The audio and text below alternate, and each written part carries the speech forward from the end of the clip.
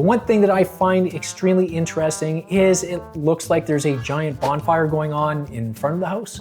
That's not something you usually see. I'm not sure if that is to draw a buyer's attention or if they are burning some kind of evidence, but either way, I probably would have not done that myself. Hello and welcome to Listing Audit, where we find questionable listings online, point out the mistakes, talk about what should have been done, and assess it a final score. Scores are based on 10 categories with a point total out of 10. Let's start the show. The listing that I have for you today is what I'm guessing is probably a foreclosure. There are a lot of empty rooms, it's unfurnished, and it's a little bit rough around the edges. So this is going to be a tough one for any real estate agent to market. But from what I have seen so far, it looks like this agent probably didn't do anything. First up, we are going to look at the hero shot. The hero shot is your very first image, so it has to look its best. Let's see what they went with. All right, so our hero shot is of the front of the house. This can be a great shot to go with as your first image. This one, unfortunately, is mostly driveway. It looks like it's probably about half of the shot is the driveway. We've got on the left-hand side, we've got grass that's dead, and kind of pinned off in the far corner is the house itself, which is a little bit disappointing. What I would have done is actually gone in far closer, cut out the driveway, focused on just the house, especially to show that this is a 3-car garage. This is probably very uncommon in this area because it's a lot of parking space, so I would have focused in on that. The one thing that I find extremely interesting is it looks like there's a giant bonfire going on in front of the house.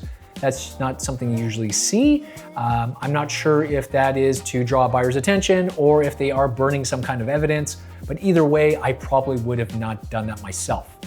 Now on the plus side, this is shot on a bright sunny day, so it does look nice. We've got trees in the background, so you got blue sky, green trees, so it does have that nice look. It's just unfortunate framing and the bonfire. Our next image is the living room. So on the plus side, this is nice and bright, and it's a nice wide shot, so it actually looks like there is lots of space here. The big issue is floor's filthy. The left-hand side, it's mud or dirt, I don't know what it is, but it is absolutely filthy. When I see something like that, I kind of wonder what kind of condition the rest of the house is. Why wouldn't they bother cleaning the floors here? You don't want any buyer thinking about anything other than buying a dream home, and they see that stuff, they start to think what is wrong with the house. So I would have definitely cleaned the floors before the photos. Our next image is of the kitchen. So I like the order that they've gone in here. They've gone from the exterior front to the living room to the kitchen. So you're going from your best images, working your way down. So the order's right. The photos don't look great themselves, but the order is at least nice. The one nice thing I will say, this is nice and bright, so it's well lit, and actually the camera angle is pretty good too. I'm guessing they're right up against the wall, so they're showing as much space as they can. Of course, you notice right away though, the floor's filthy. There's big chunks of garbage on the ground. That should have been easily swept up. That would have taken 2 minutes, it's gone. And then you can see that it actually looks like a nice floor. So that's a major disappointment. Next, I noticed there's aluminum foil hanging off the back of the stove. I don't know why. I would have thrown that out immediately too. That's just a major distraction, unless it's covering something up. Next thing that I noticed is it looks like there was a fire in the kitchen because there's stains on the ceiling. Could be something else, but I'm guessing that's smoke. So that really draws the eye. So between the dirt on the floor, the stove, and the stain on the wall, we're really not seeing a lot of great things here. And this could have been really easily fixed up. A little bit of paint on the ceiling, sweep up the floors, and you've got what would be actually a decent enough kitchen. We're now looking at what I'm guessing is the primary bedroom, and it looks really, really big. This almost looks like it could be the living room if we had not already seen the living room, unless this house has 2 living rooms. But let's go ahead and guess that this is the primary bedroom. One nice thing is if there could have been some furniture in here, either staged or virtually staged, just so you can see where furniture would go, so people could kind of imagine where their furniture could go, because this just looks like a big wide open space. Or it could be that this is just an ultra wide lens and it's making it look a lot bigger than it actually is. So furniture would add some depth, it would help with the buyer's imagination, and they could really feel like this is their future home.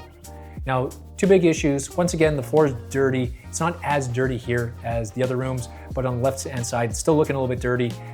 My biggest issue is The wall coverings, these blinds are all broken. They look terrible. They should just be ripped off the walls. I know with these things, when they break like this, you can't roll them up at all. They're a disaster. You're better off having it wide open and not showing that this looks like a beaten up house, because that's what this looks like. It just looks like it's a rundown, beaten up house.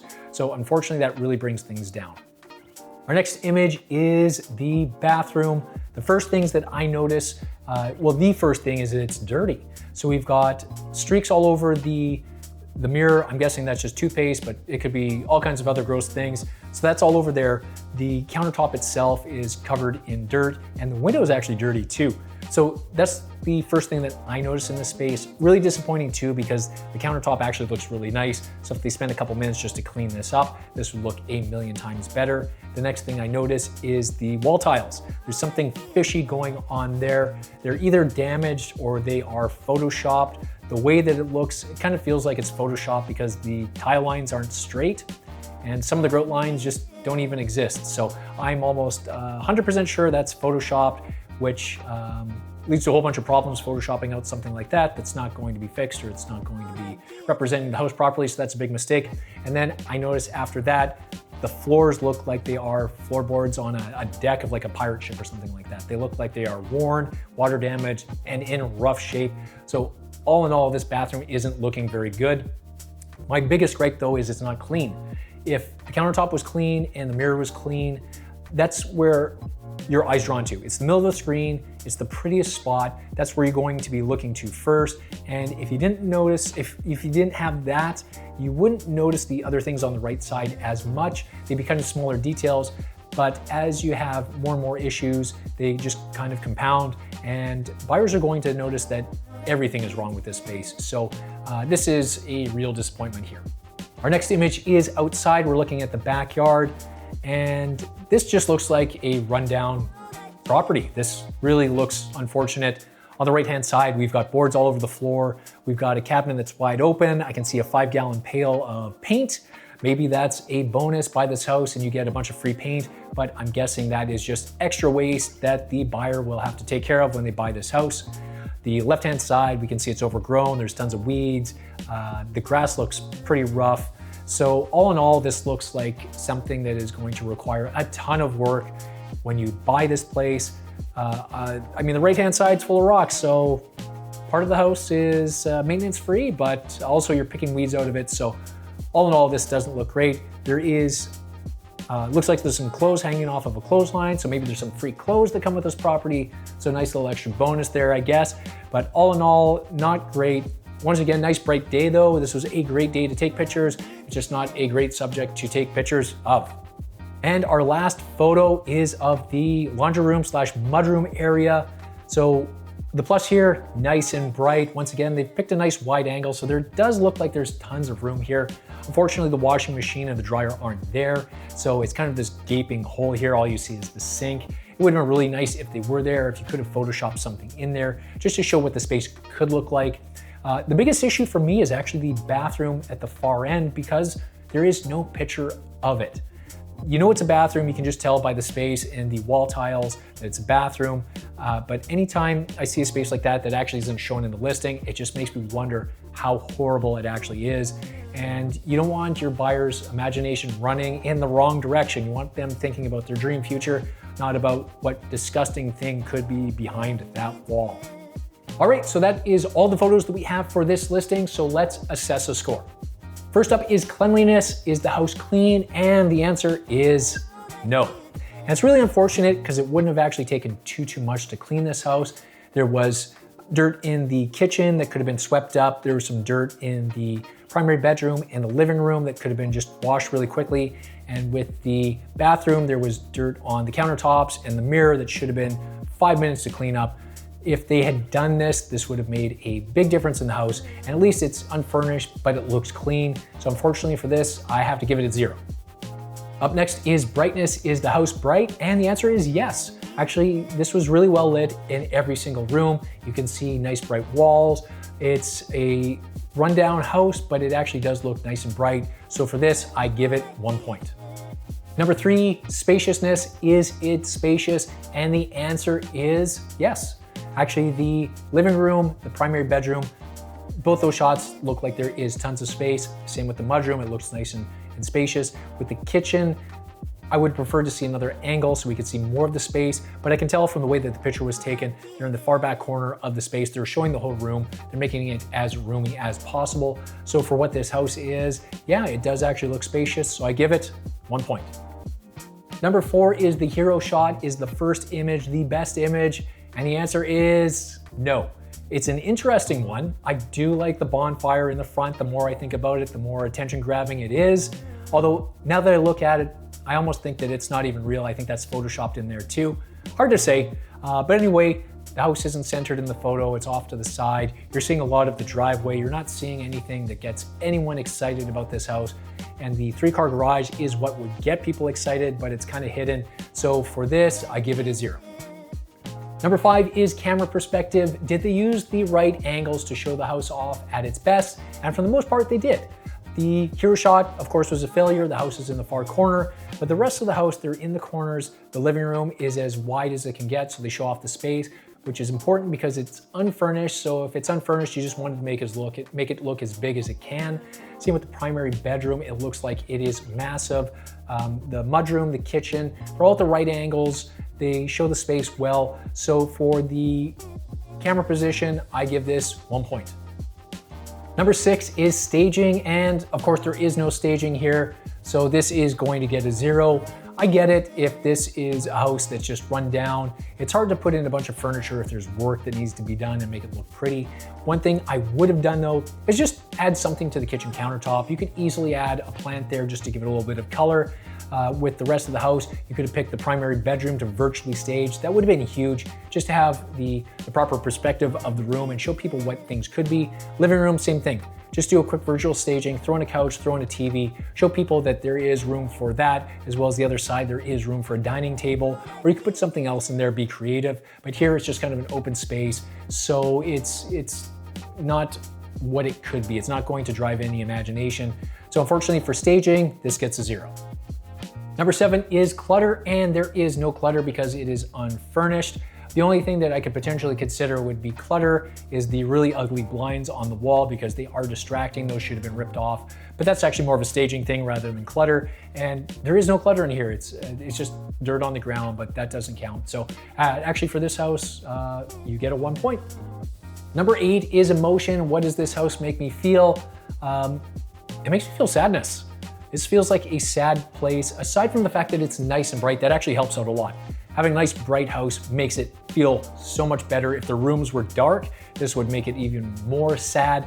But part of the sadness comes from just it's an unfurnished space and it's dirty. It feels like something unfortunate happened in this house. I mean, if it's a foreclosure, obviously it's just a bad situation, and you don't want buyers thinking about the situation before them. You want them focused on their future and living a great, wonderful life.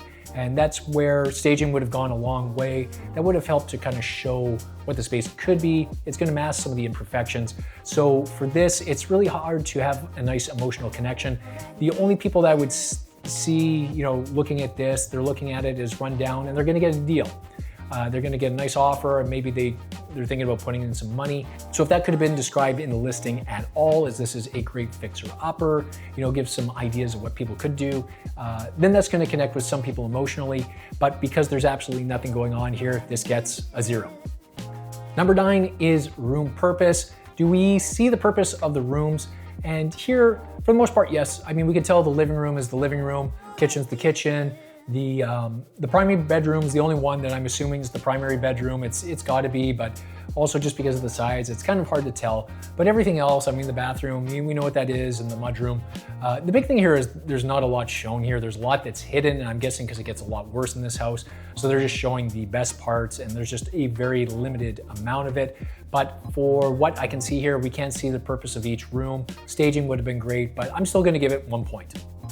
And last, number 10, buyer imagination. Can a buyer imagine themselves living here?